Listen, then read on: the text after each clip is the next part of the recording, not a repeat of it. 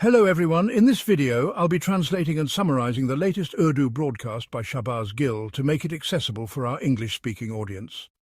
Let's go through the key developments and insights in Shahbaz Gill's words. In today's top stories, we'll talk about a major development involving the Election Commission. A notification has come out. The members of Pakistan Tehreek-e-Insaf, or PTI, have been declared independent. This suggests that a significant political move is being prepared. Alongside that, there's a breaking update related to Nawaz Sharif. He's reportedly ready to go to Adiala jail to meet Imran Khan and put an end to everything. Also, Captain Iman Durrani has been hit with a reality check by the public backlash. Her overconfidence and that of her boss, especially after the recent clashes with India, has now completely deflated. We'll discuss why these mistakes happened. Mariam Nawaz has reportedly been severely scolded and told to go to Pakistan. We mentioned this yesterday. She hasn't gone yet. Let's see whether she goes or not. Also, she advised people not to use plastic as it spreads cancer. Yes, we'll talk about that too. And finally, we have some good news for you. A court has issued a major decision regarding the events of May 9th.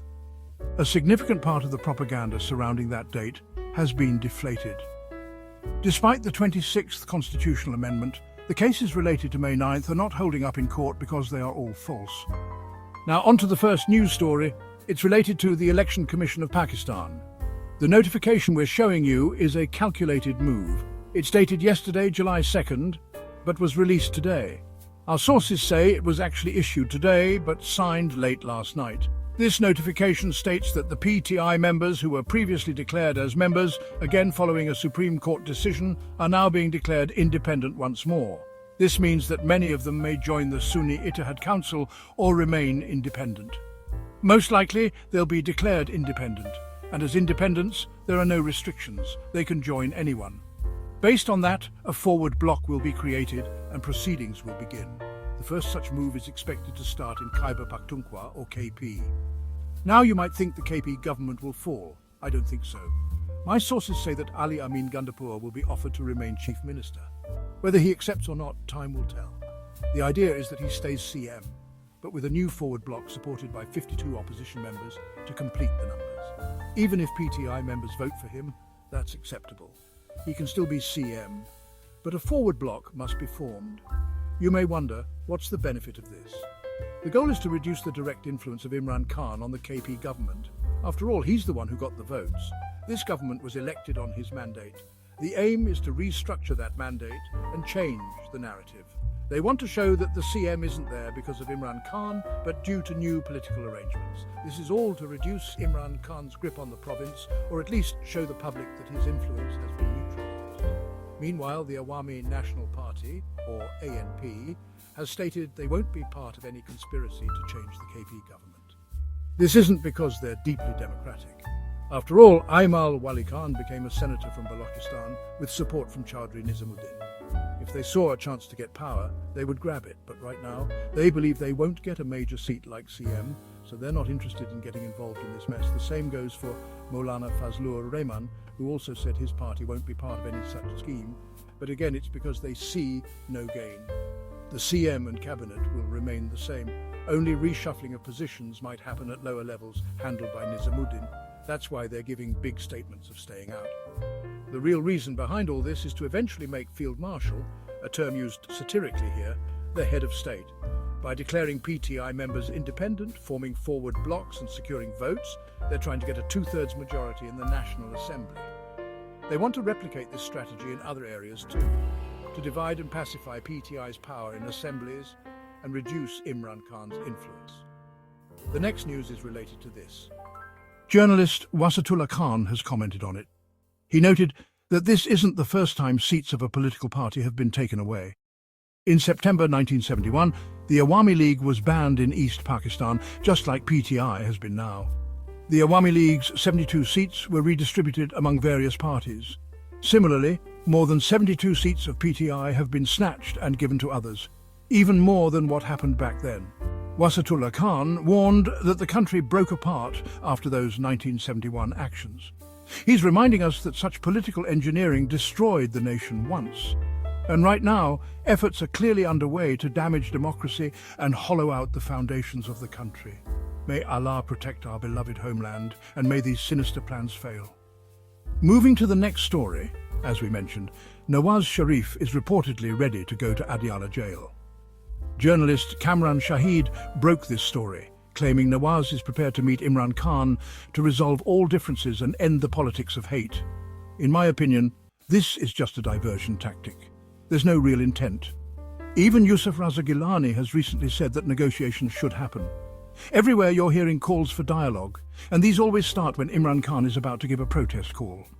Remember, in politics, when you announce a protest but fail to deliver, your influence declines. The public loses hope. That's why such diversion tactics succeed. They demoralize people. So now whether it's PPPP, PMLN or others, everyone is calling for negotiations. Even Nawaz Sharif is in the headlines saying he's ready, but if he really wanted to end the politics of hate, he'd start with resigning from the seat that Yasmin Rashid actually won. He'd also tell his daughter to resign. How can you rule on just 17 seats? But none of this will happen. They don't intend to. This is all diversion. Yes, politically it helps them. They have become politically irrelevant. They no longer have political space, so they engage in political posturing. Look how great we are. We're even willing to meet our political enemies and negotiate.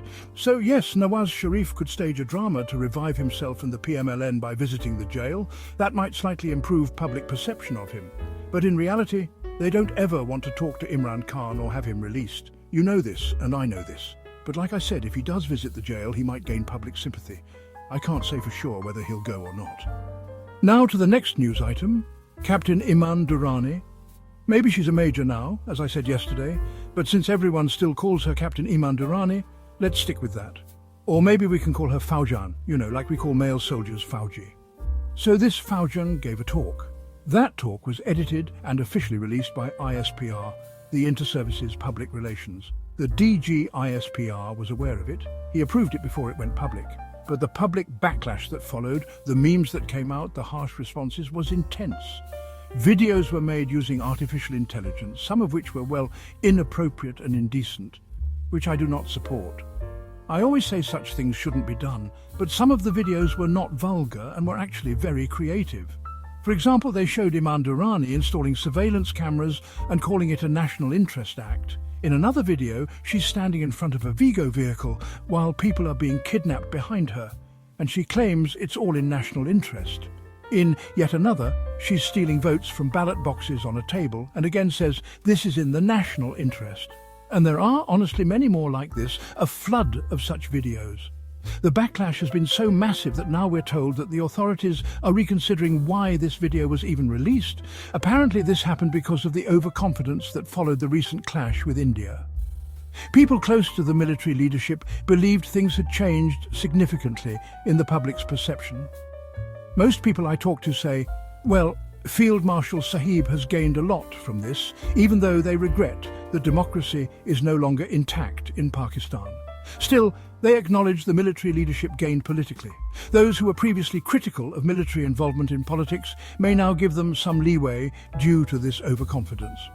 The DG ISPR in particular thought public sentiment had shifted, and in that overconfidence, this video with Faujan Iman Durrani was produced. But what followed was unimaginable. The level of bashing was brutal. Honestly, I feel sorry for her. She's a young officer, and the kind of criticism she's facing would put anyone under serious stress and anxiety. Even seasoned politicians can't handle 2 hours of social media bashing. Some of our own PTI colleagues go into meltdown if they get a little online criticism, but the kind of bashing Faujan is facing is rare, and with her, the DG ISPR and Field Marshal himself have come under fire too, within a very short span. She must be heartbroken and depressed. She, like many others after the India clash, overestimated the change in public sentiment. But that's not the case. When it comes to war, the people will support you. We will stand with the army when it defends the country, be it against India or anyone else. That's everyone's duty. But when it comes to political oppression, corruption and injustice, the public will not stand with you. The people will hold you accountable, just like they're doing now with this Faujan. She's a casualty in all this. It's deeply disappointing and should be a learning experience for her. I think what happened here is like touching a hot stove. You immediately feel the burn. This was like putting your hand on a tandoor. That's how badly they misjudged the situation. This also reveals how deep the public's anger and frustration really is. It's not just surface level. You've wounded people deeply, emotionally, mentally. You've shattered their hopes and beliefs. The image people had of you has been completely broken. So when even a small incident like this video surfaces, the overwhelmingly negative reaction shows how much public disillusionment there is. This is a warning signal. You need to take a hard look at reality, though I doubt you will. We didn't learn our lesson in 1971, nor in the 80s, the 90s, or the 2000s.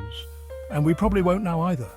But I can only remind you, take heed before it's too late. Next news, plastic causes cancer. Avoid plastic. Who said this? None other than our dear sister Mariam Nawaz. I just wonder, why does she keep going to Switzerland? What's she getting there? Bashi, you are my sister, so I advise you too. Please avoid plastic, because you yourself are saying it causes cancer. We don't want you to suffer from cancer either, so please practice what you preach. Next news is also about Mariam Nawaz. 2 days ago she was scolded by Field Marshal Sahib. She was on vacation in Murray while children died in Pakistan. None of the senior leadership went there. She was asked why not. In response, she promised to go immediately. According to our sources, she planned a visit to Pakistan on Thursday, hastily because she got scolded. We tweeted about it on Wednesday, but due to concerns that the situation might backfire, like, bad optics on TikTok, the visit was cancelled. Now we're told she's trying to reschedule for Friday morning. Will she go? We don't know yet. Our sources in Pakistan's bureaucracies say she has planned to arrive on Friday. Originally she wanted to go Thursday, but now it's been postponed by a day. Let's see what happens. Next, major news.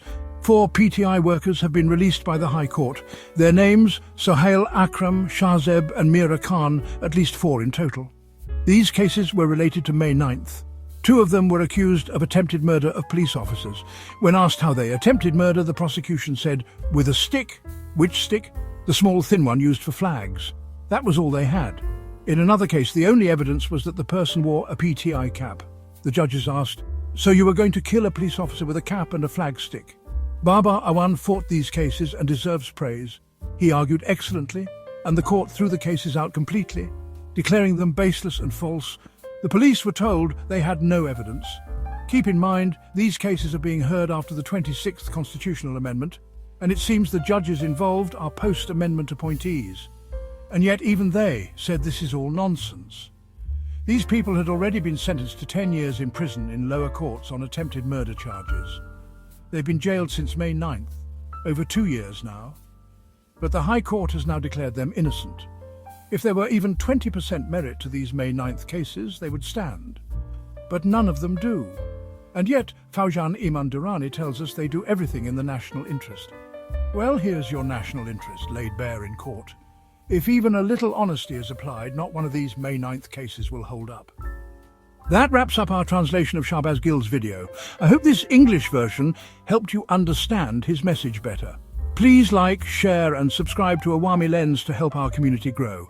Don't forget to leave a comment below and let me know what you thought of this effort.